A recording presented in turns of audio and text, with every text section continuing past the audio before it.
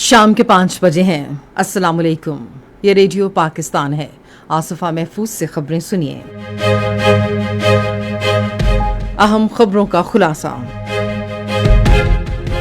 وزیر اعظم نے کہا ہے کہ شمسی توانائی کے ذریعے ماحول دوست اور سستی توانائی کا فروغ نیشنل انرجی پالیسی کا اہم حصہ ہے۔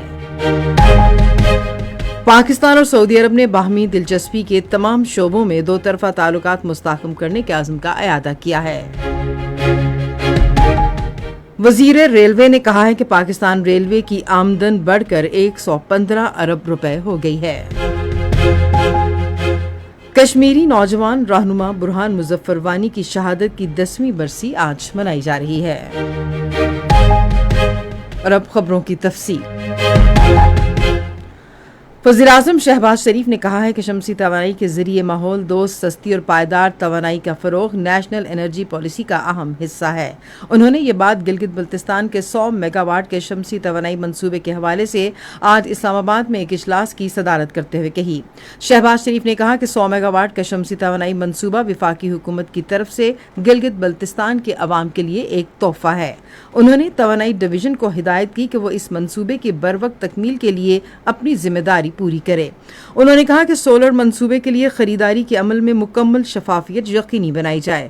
انہوں نے کہا کہ تمام ادائیگیاں تیسرے فریق کی تصدیق کے بعد ہی کی جائیں۔ اجلاس کو گلگت بلتستان شمسی توانائی منصوبے پر پیش رفت کے بارے میں بریفنگ دی گئی۔ اجلاس کو بتایا گیا کہ اس منصوبے کے تحت رواں سال دسمبر تک 499 سرکاری عمارتوں کی چھتوں پر بیٹری سٹوریج سمیت 18 میگا واٹ کے سولر سسٹمز نصب کیے جائیں گے۔ اجلاس کو بتایا گیا کہ 82 میگا واٹ کے یوٹیلیٹی اسکیل سولر منصوبے کا PC1 منظوری کے لیے ایکنک کو بھیج دیا گیا ہے۔ اس منصوبے سے تقریباً 13 لاکھ افراد مستفید ہوں گے۔ سعودی عرب کے سفیر نفاف بن سعید احمد المالکی نے آج اسلام آباد میں نائب وزیر اعظم اسحاق ڈار سے ملاقات کی۔ انہوں نے اسلام آباد مفاہمتی یادداشت پر دستخط کے بعد خطے کی تازہ ترین صورتحال پر تبادلہ خیال کیا اور بات چیت اور سفارتکاری کو فروغ دینے کے لیے مشترکہ کوششیں آگے بڑھانے پر زور دیا۔ سعودی سفیر نے علاقائی امن و استحکام کے لیے پاکستان کی مسلسل کوششوں کو سراہا، جن میں R4 اور اسلام آباد مفاہمتی یادداشت کے ذریعے ثالثی کا اہم کردار شامل ہے۔ انہوں نے باہمی دلچسپی کے تمام شعبوں میں پاکستان اور سعودی عرب کے تعلقات مزید مستحکم کرنے کے عزم کا اعادہ کیا۔ وزیر داخلہ محسن نقوی نے نیو یارک میں اقوام متحدہ کے ہیڈ کوارٹر میں اپنے روسی ہم منصب ولادیمیر کولوکولتسیف سے ملاقات کی۔ ملاقات کے دوران انہوں نے پاکستان روس تعلقات مزید مضبوط بنانے کے عزم کا اعادہ کیا اور موجودہ علاقائی صورتحال کے علاوہ دو طرفہ تعاون بڑھانے کے طریقوں پر تبادلہ خیال کیا۔ فریقین نے انسداد منشیات، دہشت گردی اور سائبر جرائم کی روک تھام اور مشترکہ پولیس مشقوں کے حوالے سے تعاون پر بھی بات چیت کی۔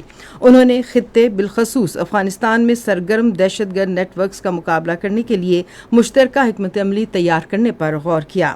دونوں وزراء نے باہمی تعاون کو مزید وسعت دینے کے لیے مفاہمت کی یادداشت پر دستخط کرنے پر اتفاق کیا۔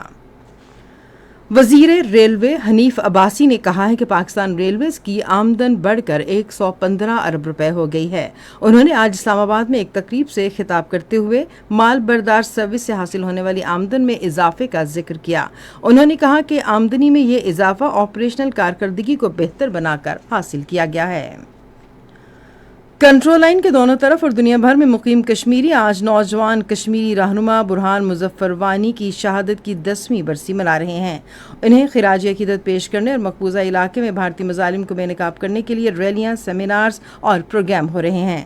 برہان مظفر وانی کو 2016 میں آج کے روز مقبوضہ جموں کشمیر کے علاقے کوکر ناگ میں بھارتی فوج نے ایک جعلی مقابلے میں شہید کر دیا تھا۔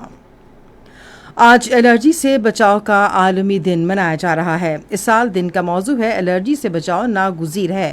یہ دن ہر سال عالمی ادارہ صحت اور الرجی کی روک تھام کے عالمی ادارے کے مشترکہ تعاون سے منایا جاتا ہے، جس کا مقصد الرجی سے پیدا ہونے والی بیماریوں سے بچاؤ، ان کی تشخیص اور علاج کے بارے میں عوامی آگہی میں اضافہ کرنا ہے۔ اور اسی کے ساتھ خبریں ختم ہوئی۔ مزید خبروں اور تجزیوں کے لیے وزٹ کیجیے ہماری ویب سائٹ radio.gov.pk اور فیس بک کے link radio Pakistan news official پر براہ راست ویڈیو سٹریمنگ بھی ملاحظہ کیجیے۔